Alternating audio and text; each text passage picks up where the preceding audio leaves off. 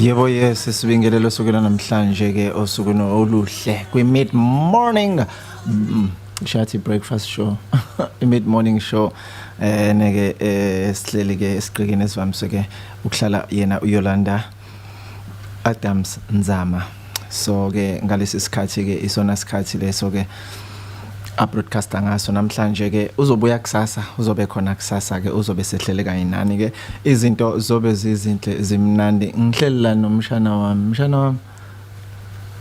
khuluma mshana Greetings sanibonani shalom siyanibingelela nonke emakhaya ngiyakubingelela mlaleli ngiyakubingelela mbukeli in the wonderful name of Jesus Christ. Thank you for being with us osukwini ke la namhlanje nami ngihleli nomalume la ngihleli nomshana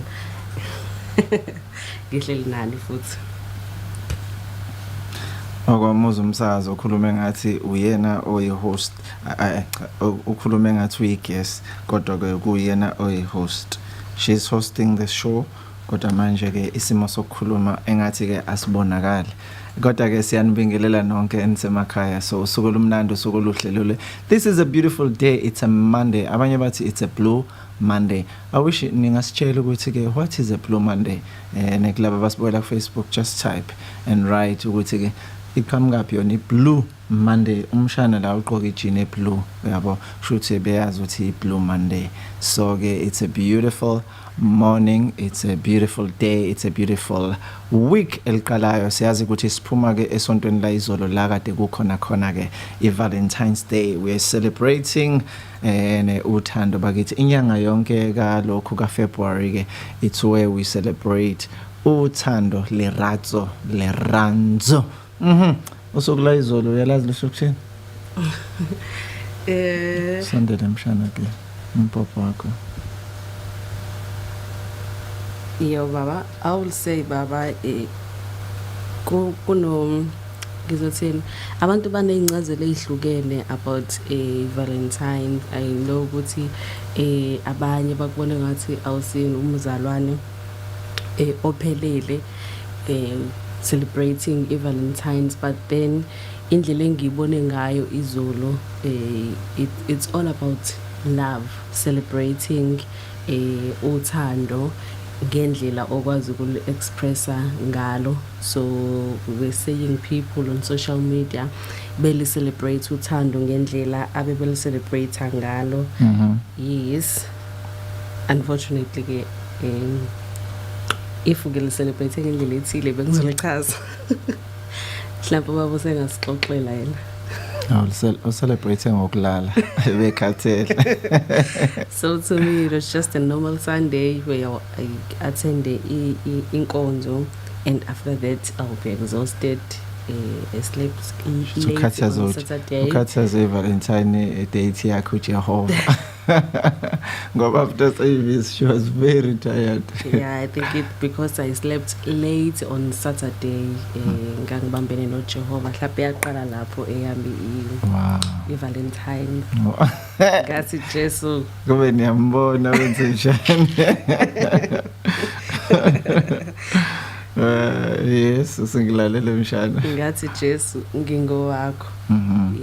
Yeah. So how can you explain uthando ukuthi luyini uthando according to Ntokozo pretty Makhanya umshanami? Uthando baba ngaqala ngayitshela ukuthi it's a feeling or ugonwa yabo nje those things. I don't know ukuthi ngachaza kanjani kodwa nje yabo umuntu mhlawumbe that hug and affirmation akutshela ukuthi ngiyakuthanda. Up until I listened to your teachings where you are talking about love as an information. You said uthando luyi information. We were puzzled usaqala ukuthi kanjani, and then you explained ukuthi mawuqala ukumbona umuntu akujwayelekile ukuthi uvele nje umzonde uqala ukumbona. So kuba nalento yokuthi okay uyamthanda and also I-trust isuke ingekho balance kusawu ukuthi nje uyamthanda just because umuntu alukho lubomazela khona. And then make waqala ukuzwa izinto ezinhle ngaye like uya ngokujula like ekumthandeni, the more you know him or her ingalesikhathi uqala ukumthanda. But then ngalesi sikhathi uzwa izinto ezinegative ngomuntu, then uthando luyaqala lothi ukuncipha lunciphe. The Bible says ke uthanda lipheli kodwa luyaphola. Yes. Okay. Mase kwanda okubi because uthando selipholile. But then ngalesikhathi soqala ukuzwa izinto ezimbi ngomuntu, usuthi ubuka izinto azenza ama actions akhe, then you start to judge ukuthi oh okay, and then mase ne trust ingabe balance. But then when you know only the positive things ngomuntu, then it's easy to love. So yeah, ngalithatha ngaleyo ndlela baba said love is an information. Okay. And then like actions, they are just the expression of love. So it depends kumuntu ukuthi ul expressa kanjani uthando. Okay. Yes. How would you like a person to express uthando when? Okay. It depends. It's a live radio. It depends on the relationship that we have nomuntu. Let's say a relationship of a parent and a daughter, a relationship with a friend, yabo baba kunobudlelwano obuhlukile.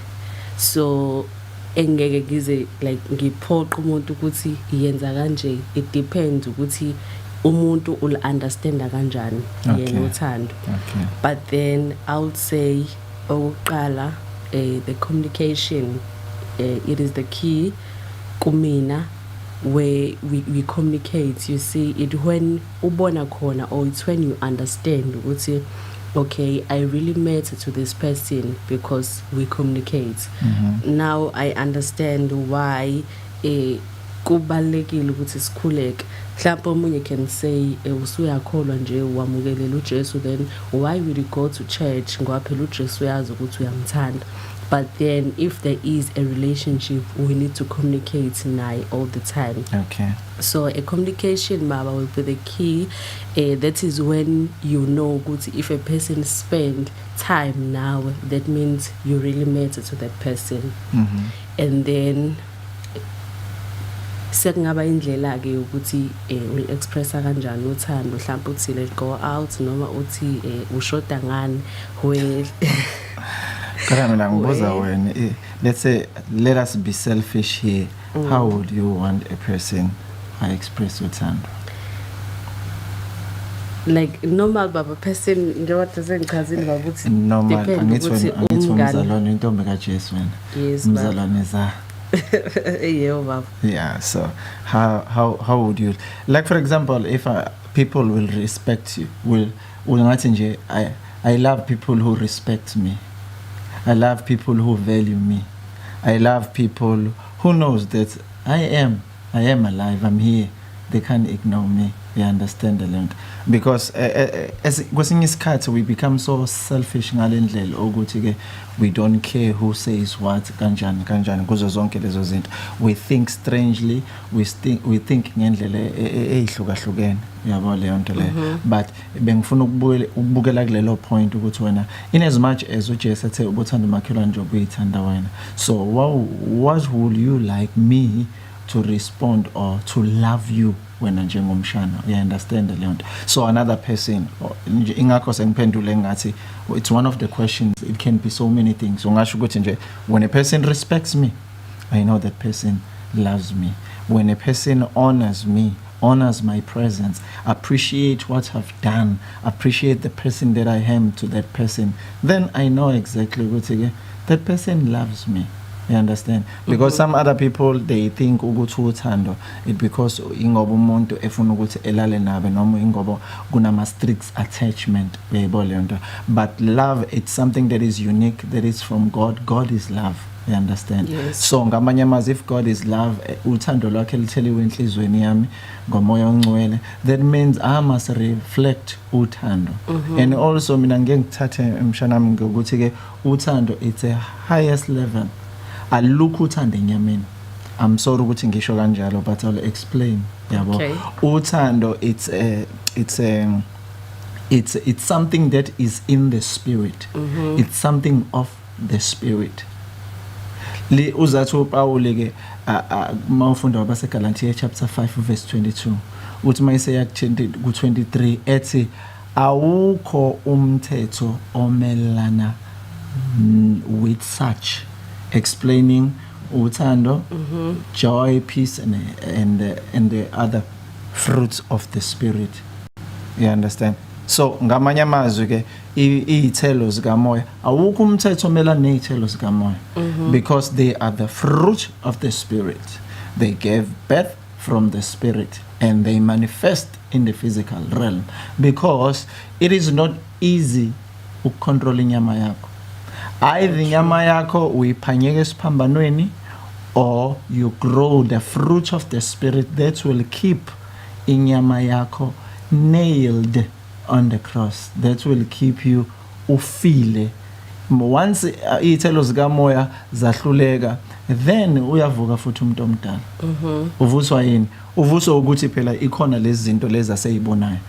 Izithelo zikamoya ziyasiza to control, to have a self control, yes. To have joy, to have meekness, to have long suffering, ukubheka kade, to have gentleness, ubumnene, ngiphathe noma ungacasula ngiphathe ngendlela emnene. Kade sifunda one of the days is explainer nomama and futhi nantambama sobe sakhuluma ngakho kusukela ngo 8 o'clock. So lento yokuthi ke uthando alucunuki. And it was amazing. It was like leli verse ngilifunda kabusha malithi uthando alucunuki. It does not provoke, cannot be provoked. Kushuthi umuntu ongabuya acunuka kodwa lona acunuki. No, uthando alucunuki. Maye kwacunuka wena ucunukile akulona uthando alucunukile. You understand? Lelo verse lelo, I can read it for you. It's from the Bible. Yabo kodwa ngizokulifunda ke manje. But lithi and I've learned so many things ukuthi uthando alucunuki. Yabo. Okay. 1 Corinthians chapter 13 lithi ke uthando liyabekezela, uthando lumnene, uthando aluzigabisi, aluzikhukhumezi, aluziphathi ngokungafanele, aluzifunela okwalo, alucunuki. Alunaqhubu. Mawuneqhubu, it's you oneqhubu, kodwa lona uthando alinaleqhubu. That's love. That's a character of love. Ukuthi likhona kwena idemon silibona kanjani ukuthi likumuntu sibona ngecharacter yale demon. Mawuno demon lolaka sibona unolaka all uncontrollable. Mawune demon lokudla lokuminza sikubona ngoba ubofela nje. Uthi umncanyana ngomzimba uyabofela nje awukhuluphala kubonakala nanokuthi ukudla kuyapi. Uyayibona le nto le. So we see ukuthi no, this one lento yakhe inomoya phakathi. So sibona ngezithelo zawo lo moya lo. If a person enelokho enomoya wepoverty, sibona noma engasebenza asebenze inyanga yonke kodwa nje abe nelokho abe nemadlana usuku olulodwa ngalo losuku ehole ngalo, within few hours later ayisekho leyo mali. Then we see ukuthi that one nedemon poverty imbambe phansi poverty. You understand? Because sometimes omunye unelokhu nomoya mismanagement akwazi ukumanage izinto. Ngisho ngamnikeza imillion ngaphela isonto imillion ingasekho. Le mali wena not imillion makuthiwa yakhe imillion ungalakha ngaminyaka emingaka. You understand le nto le. So ezinye zezinto lezi that we need to ngizocela ukuthi ke ngicela uzidlalele ingoma offside kancane khona solungisa khona isumane esikhona.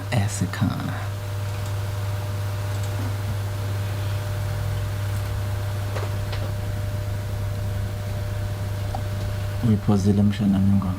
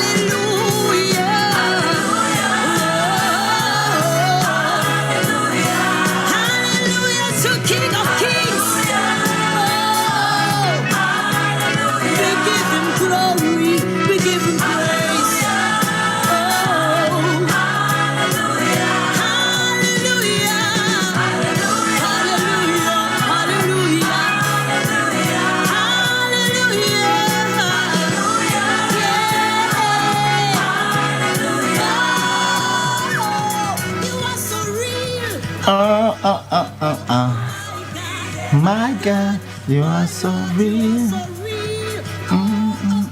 You are so real. You are so real. You are so real. Even though I cannot see you, but yet, hallelujah, you are so real to me. Even though I cannot touch you, Lord, you are so real. You are so real. You are so real. We bless again umshana wami namhlanje kuseni. Ngisemandleni. Hayi ngizomdedela shaya isolo la ona soloist. You are so real. Yeah, goody. Besakhuluma ke mshanami besakhuluma before kube nesimo sokuphazamiseka. So ulokho uthando it's something which is very important. Ngiyakhumbula I think it was 2 weeks ago where you spoke about first love, self-love. Yes. Kambe wathina usishaya ngamaqaba nje. Okay, self-love, I was talking about ukuba ukuyithanda wena kuqala, being content about who you are and appreciate yourself, know your values, but above all, knowing yourself, giving yourself the best. Lento le osuke uthanda abantu ukuthi bakunikeze yona, treat yourself ngendlela wena ufuna abantu ukuthi bakuphathe ngayo. Kuna lento le ukuthi some people will demand ukuthi ngifuna indaba usibanibane ephathwe kanje, indaba kwenziwa kanje kuyena but kumina kungenziwa kanjalo. So ku self love I was speaking about those things ukuthi it starts with you. If ukhuluma nomi kanjani, that means you are telling us ukuthi kukhulunywa nomi kanjani kuwena. So if you can't appreciate yourself or ungayiboni into enhle ngawe, ukhuluma izinto ezimbi ngawe, then people will speak bad about you or bazobuka izinto ezimbi because you are the one obone into embi kuwena. But sometimes kuba buhlungu kumuntu mengabe ezofika ethi ngimumbi, alokesho lezo zinto, and then mase kuqhamuka umuntu mase yamtshela ukuthi umumbi, Mkonfirmele. mase aphatheke kabi ukuthi waze wangiphoxa. Mengabe sekusho omunye umuntu umbona emphoxa, kodwa ububi buqala uyena wabdeclare, and then other people baze babona ukuthi umuntu. So ku self love, it is where you are content about who you are. It is where you love yourself fully. Kuyimando kwazi ukuthi uthande omunye umuntu. It is where you are giving yourself the best.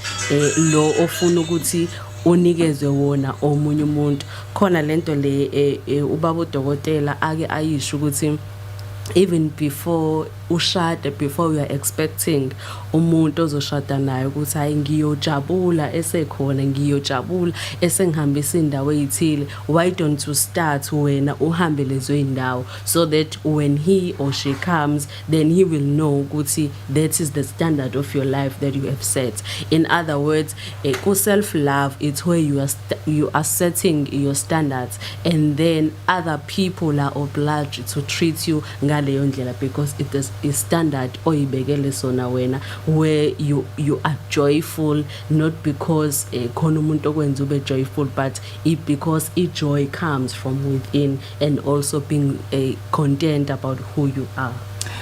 Ngiyabonga kakhulu mshana. So mangase ngithi ke mase kufika imali la kufika i-million, yini elingayi-add kuwena? Okay, into elingayi-add baba kumina linga-add lezi zinto ebengifuna ukufinyelela kuzona, imali iyi-hindrance zikhona ngaphakathi. Imali yona hindrance. I will say baba, let's say ngifuna ukuba ne-company of a property. Okay. I want to buy a property.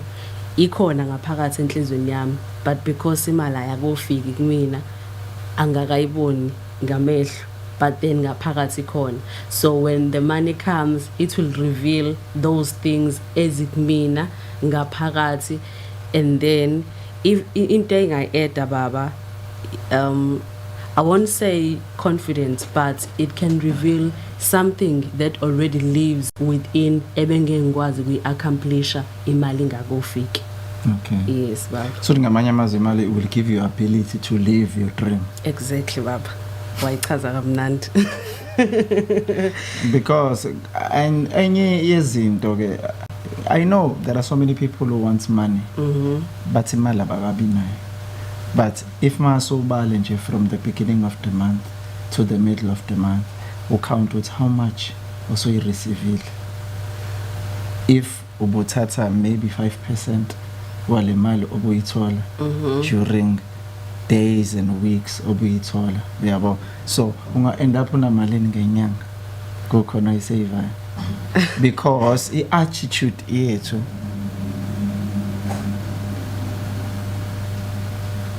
ngazi noma isound le iqhamuka.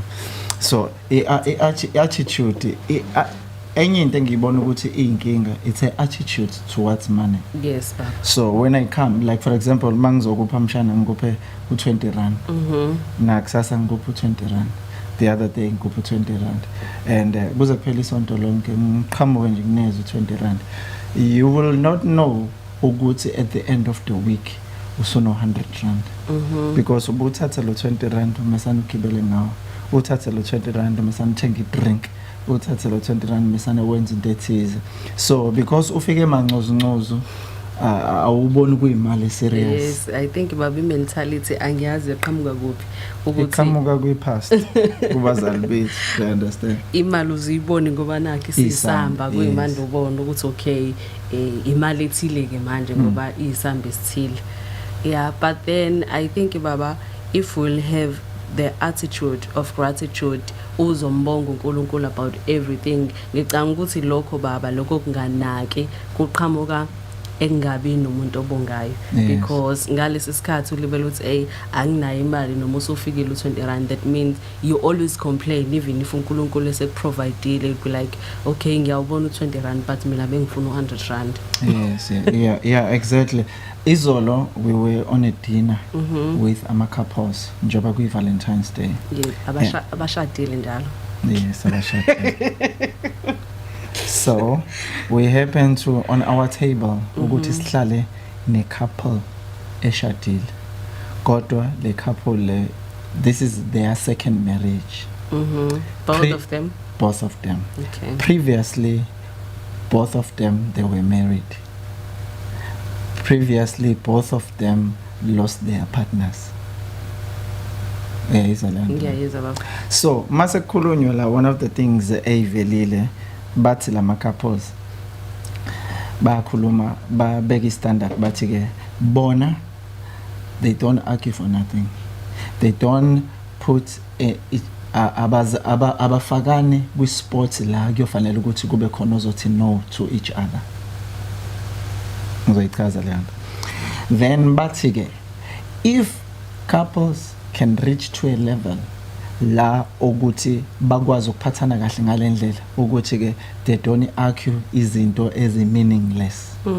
Bathi bona ke mina I reach a stage where lo engangishade naye mayiseshonile ngafisa ukuthi ke mangasabuye yabo angithi khona lento beze benze le example le yokuthi ke mangabe uyisulumane yabo masushonile ngale uzofica kunama virgins out 72 12 virgin or 72 virgins. So if mangase abuye nalawa mhlambe sekuthiwa ubuya nalama virgins lawa awu 12 noma awu 72, so angakwazi uku-appreciate ukuthi ukhona noma enawo uyayibona lento because akasafuneli usebonile ukuthi ke that day ashona ngakhona yila abona khona ukuthi ubaluleke kangakanani empilweni yami. Esebona ukuthi ke ngeke ngisaphinde ngimbone, ngeke ngisaphinde ngikhulume naye, ngeke ngisaphinde ngixoxe naye, ayisekho into common esingakwazi ukuthi siyishare naye because he's gone yabo. And bathi bebekhala ngale ndlela ongazi ukuthi kuzo replaceka kangaka kanjani leso sikhala leso. Then wayesethi noma sengabuye sebuya nabo sengajabulela ukuthi izingane zami ziyazi ukuthi ubaba wazo ukhona noma senalamakhosikazi awu 72, you understand. Now I'm the part because I appreciate his existence. He's there for us noma singesezukuba naleyo khali sebethi bona ke ba other people, many people, they don't appreciate i-relationship abanayo nalabo ababathandayo.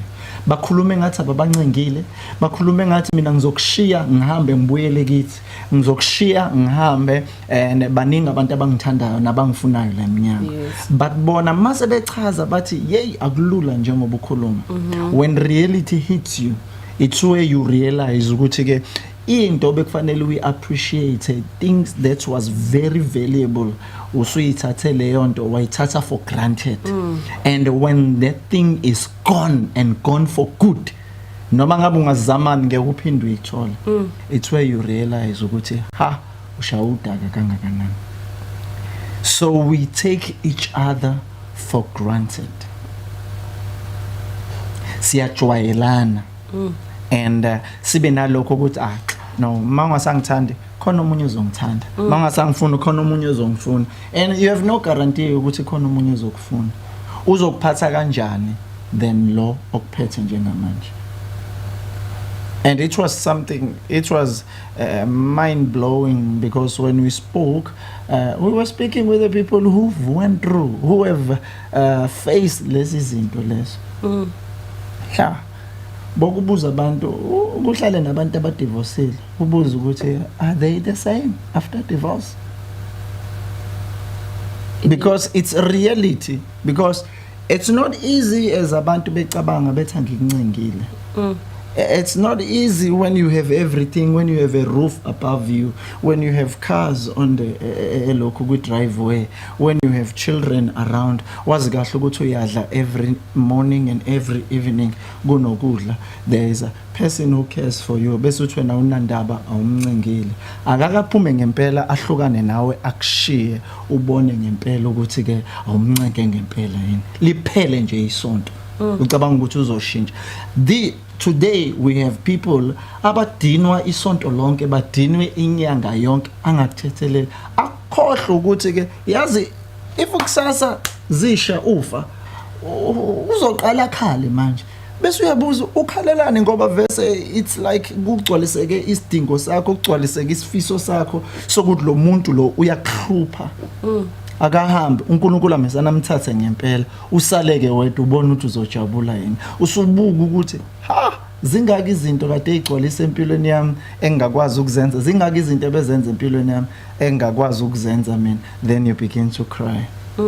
Mangasabuza uNkulunkulu athi ukhalelani ngoba phela kufezeke iphupho lakho ukuthi lo muntu noma engakushiya noma engahamba wena uzohlala right. Usuyafisa ukulungisa kodwa manje akusalungiseki sekulate. That's a thing.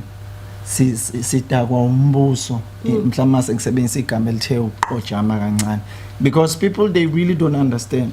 Ubobheka abantu yabanje njoba ngisho nje mshana ngithi ke ubobheka abantu abadivorcile kade beyamathe nolimo beyithupha ziyegwayeni kwekushiwo kanjalo esizulwini. So at the end of the day here usuhlukeneke nalomuntu lo okade umthanda ekade ngicelisa nayo ask him isithando sakho uyayibona iyo yonke lento yakho, but at the end of the day you don't have it and it's gone for good. Uyokwenza njani? Hey, ungayifisi leyo nto uyokwenza njani? You better appreciate now. One day omunye umama wafakaza wathi wayinengane ezu12. Ezu9 zonke ingane zakhe seyishonile sesalele la 3. Elokhe eyibona ingane zakhe ziphela phambi kwakhe. Angisazi noma uyamazini waka umama uMbhele waka Mshakazafa. So no and wayelokhe ethi nje wayeseyafika enkonzweni then emva kalokho kwase kuba nalezo zinto lezo kwase kuyanqamuka ke ngiyakhumbula nami ingane yakhe igule enye ingane zakhe igulela ukufa esebona ukuthi ayibo ziyaphela zonke ke ingane zami because anginayo into yokustopisha lento. Then we prayed and since from that day ingane zakhe ayibange isashona because abazi kahle ukuthi ngoDecember mhlambe kwiqika omunye December noma December then emva kalokho bese kuyashona ingane zakhe. So at the end of the day you just understand lo muntu wazala ingane ezo12 and ezo12 lezi ingane zilokhu zifa zonke sekusele ezo3 and uyabona ziyaphela hayi ukuthi kungcotshwa yena uyena ongcwabe ingane zakhe zonke ukuthi kwakhala nyonini kwenzeka kanje. Mina what I will say to people njoba tukhuluma a little bit about first love, we need to appreciate one another. I need to appreciate you Mshanam njengomshanam as you are helping me njenge personal assistant and appreciate you and thank you even noma ngabe anginako ukuphatheka but to appreciate you and thank God ukuthi ke he gave me umshano njengawo. You understand? Umshano understandayo when you communicate with people abafuna ukukhuluma nami, setting appointment with them and ngisho ukuthi no bengamthatha pho umshano njengawo who gives me the peace of mind. You understand? So abantu masebebuya beza kumina bethi you've got a good person. Ukwazi ukuhandlisha thina ngendlela enama manners, ukwazi ukuthi ke asothe akhulume nathi ke with great respect. We really honor indlela enza ngayo. You've got a good person. Uyazi lokho ukuthi kusho ukuthini enhlizweni yami? Kusho into enkulu kabi. And I've become proud ukuthi wow, my mshana, if your mama was around. Mshayeli izandla umshana. Yayibona kade ngamshayeli izandla yayibona. So zonke lezo zinto to appreciate one another because at the end of the day when you find iphutha ngami noma when I find iphutha ngawe ngimesane ngikudle ngishiye ngalazi yabo whereas I didn't practice to appreciate you yabo but when I find something wrong ngizokudla ngize ngishiye ubhozo kulokho baba okushoyo angazi baba ngike ngaba nalo mcabango namhlanje kuseni when I wake up and I was like you know what, love is everything and even if isemsebenzini the relationship you have nomqasho wakho if ekuthanda you can go an extra mile, you know, you can even compromise like other things because of a person okuthanda, not because kudependele kwisalary yakho kuphela. And then ngabuka umuntu as a whole ukuthi why we fail to have a good relationship all the time. And then ngase ngakhumbula ukuthi there's something owake wayichaza ukuthi njengoba in the Garden of Eden kwakunalo muthi lo wokwazi okuhle nokubi. As we were taken out of the dust, you said kumuntu kunokuhle kunobubi ngaye. So into eyenzakalayo ukuthi you choose ukuthi you focus kwini. Ngisho ngabe umuntu uyisigebengu kodwa ukhona mhlawumbe oyedwa wakubo ongafika asho ukuthi yazi noma ngaba yisigebengu kodwa ave emthanda uma wakhe noma esegebengile wenza sure ukuthi uyamthengela igross. I'm not saying it's a good thing but I'm trying to explain ukuthi sometimes kunabantu eseke sibabona ukuthi you know what, these people they don't deserve love. Why? Because sifocusa kulezi zinto ezimbi esizibonayo ngomuntu. I think into engasisiza ukuthi even if uwazi ukuthi okay kunento ekanje wrong but choose to put focus yakho on the positive thing ukuthi okay fine ngiyayibona ungaba buthaka kuloko but kunalento ngaye akhona ama strengths akhe engisengabambelela kuona. And then even like us as women as you have said baba ukuthi we appreciate the way I work with you. Into engibonile baba engikhulisile ekusebenzeni nasekwenzeni izinto it because of love that you gave me, more than being a pastor kumina, more than being umphathi wami, but even the way I responded because of love olibekile kumina. So other things zisuke usukuzenza because upusha ukuthi you love that person. Yes baba, the true. And ngavuka ngacabanga ngathi yazi uthando ngempela goes an extra mile, lungaphezulu awukho ngempela umthetho ongaphezulu kothando, lumanqoba lukumakoya. Yes, exactly. That's why uJesu azathi nje nginalokho ngulahlele uthando lakho lokuqala, so nami I will take you out. That's why even nakuma couples once kwalahleka lelo thando lokuqala, umuntu mesana uthi ongcono singahlukana naye, because you have lost leyanto leyana connector from the beginning. Leyanto leyana ebingabuza ukuthi ke how high, yabo. So I mean obuthi mawuthi nje ungasho ukuthi ngifona kangaki, ngikuchecka kangaki, ngisebenza extra time noma over hours, yayibona leyo nto le, you were self driven, yabo. Nomqasha mesanathi no, hey uthi namhlanje nginenkinga ukuthi mesanathi thwa afaka, uyayibona leyo nto le, because kuna leyo nto leyo thando, in as much as kunemithetho nama regulation nama policies ukuthi kwenzeka kanje, but when you operate in love it's like ama policies awekho ebekhona, imithetho it's like ayikho ibikhona. Once waphuma ke emseni waphuma uthandweni, then imithetho ibisiyaqondisa ke sikufaka endleleni ukuthi no kwenziwa kanje la. But when you operate under love, when you operate under grace, then uyakhohlana nokuthi imithetho ikhona, even noma ngoba imithetho once wasuka ethandweni wasuka emseni, then ila ubona khona ukuthi imithetho iqinile, imithetho iyasebenza ngempela, you will end up uhlawuliswa because uphula imithetho. But when you are doing it in love, imithetho leyo awuyibona. And also baba, I've seen abazali abathanda ukubeka kakhulu umthetho enganeni, ngabuka nomzali o investe uthando enganeni.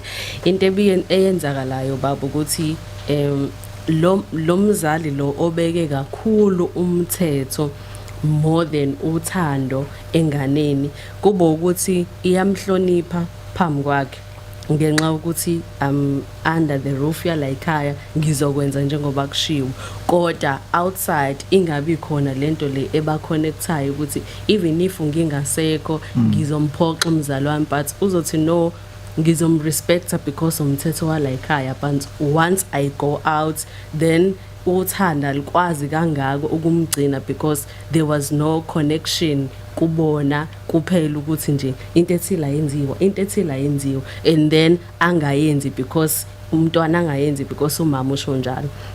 And then I observed umzali o investe uthando enganeni where there is a bond in such a way that mengabe yenza mistake ingane, instead ukuthi avela athathe induku amshaya ahlale naye phansi amese yabuza ukuthi okay ngiyeza ukuthi wenza into ethile, mhlambe if you can explain yini ekwenza ukuthi ufinyelele lokho. And then ingane mase yakwazi ukuvuleleka ukuthi no maybe bekuyi influence yabangani, and then umama will be able to give instruction right to umntwana ukuthi okay, you are a human being, amaphutha yenzeka, but then know these things empilweni, yazi ukuthi uphila kanjani, yazi ukuthi la ekhaya ukhuliswe ngayiphi indlela, yazi ukuthi wena umntwana kaNkuluNkulu uyakholwa. But if ukuthi uvele nje wathi wenza into ethile, ovela uthatha induku nje wamshaya, and then into enzakalayo kuba yileyo baba ukuthi uyahlonipha because uhlonipha umzali kuphela.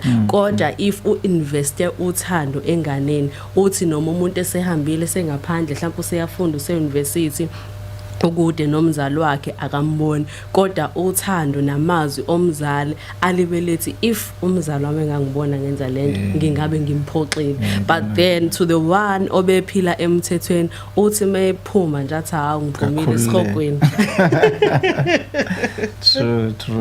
Yes baba, so uthando luhamba kakhulu, luhamba indima enkulu ngoba kunomehluko if uzobona ingane ekhule nje noma ikuphi nengane ekhuliswe nabazali ngothando, even indlela eyihandlisha ngayo phakathi kwabantu, even indlela etreata ngayo abantu, because uthando lusuke lukuyena luyiphilela lona kulena because abazali bali investile kakhulu. Yes. And isikhathi esiningi I'll see those people, they have good character, abantwana bakanjalo bayakwazi ukuyihlonipha, bayakwazi ukuyiphatha kahle, and abathathwa isinomi kanjani ngoba iloko abakupresentile kubantu futhi indlela abakhuliswe ngayo.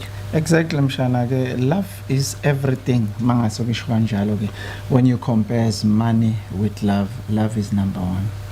That's true, Bab. I remember ukuthi on the interview that we had, angisakhumbula ukuthi umbuzo wawuthini, but it was a comparison where how to choose a person with money or a person who will love or have a quality time.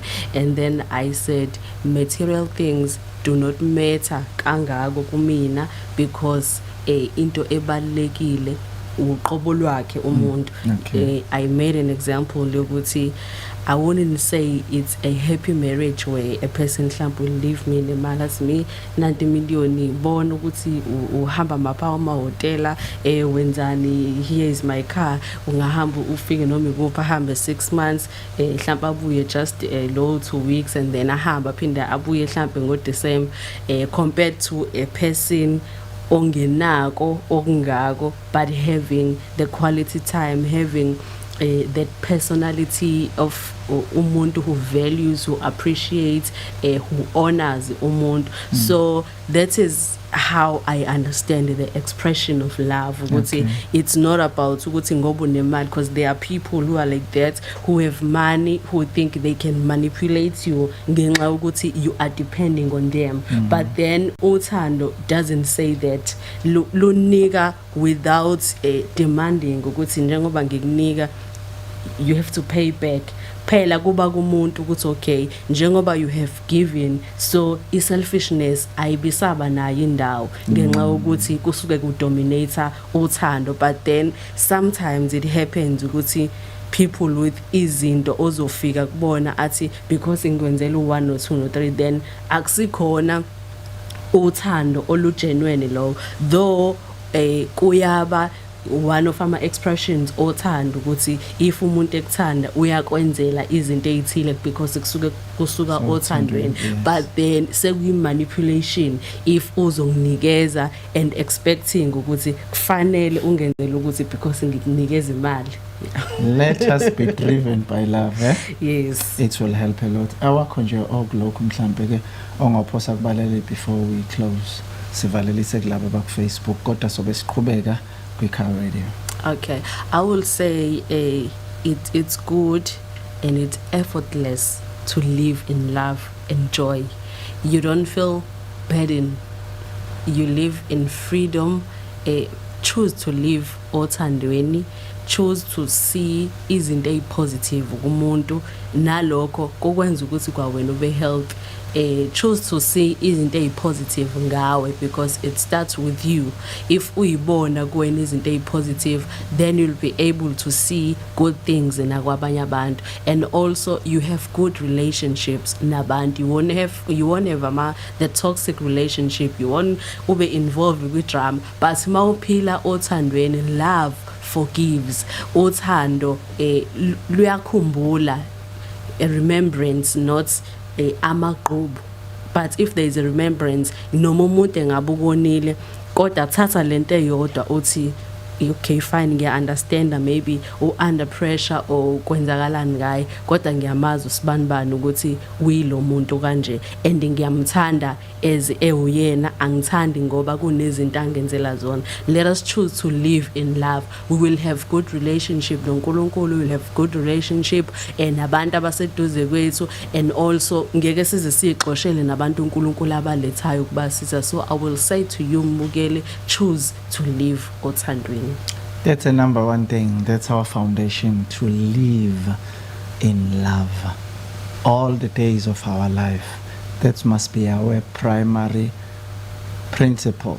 Ukuthi nje I will love you. Uthando lisibekela ngoba yizona. You can make many mistakes mhlawumbe ngidinwe ngithi yabona ngeke ngisakwazi ukusebenza nawe ngisakufuna empilweni yami sakuthanda but ekugcineni uyogcina usuthi oh yazi kulungile ke sobona kuzolunga ngelinye ilanga.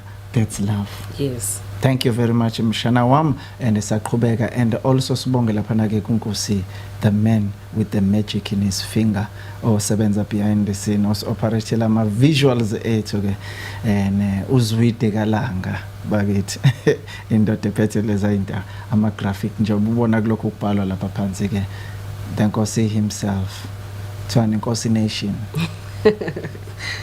Thank you sir. Sizaqhubeka ke kwi-Car Radio online and please sicela ukuthi nje ubuvakashela ipage lethu ulike, subscribe and na ku YouTube kwi-Car TV and let us be together, let us be connected. I'm telling you we're going to be blessed until izibuyele Nkosi yasezulwini sindawonye. Thank you very much. I hope you were blessed by the topic yami nomshana today. Thank you. Sizophuma ngeculo elithi ngasondezwa. Umsondezwa. Ngikuthi laluphuma uthandweni nalo. Uthando lwaze laliphuma ebilini. Yeah, so I composed this song ngicomposele isithando sami uMazondi.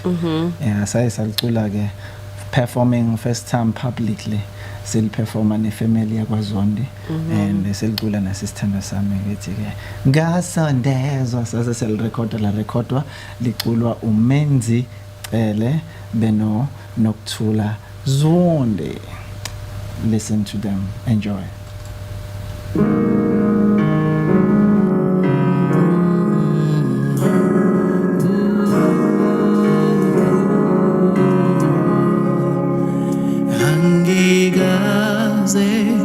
Ngiluzwe uthando olungaka seloku ngazana